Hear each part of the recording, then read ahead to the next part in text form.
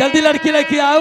हर राजा जनक जी के द्वारे राम दुल्हा बन के आए। राजा जनक जी के द्वारे राम दुल्हा बन के आए। राजा जनक जी के द्वारे राम दुल्हा बन के आए। राजा जनक जी के द्वारे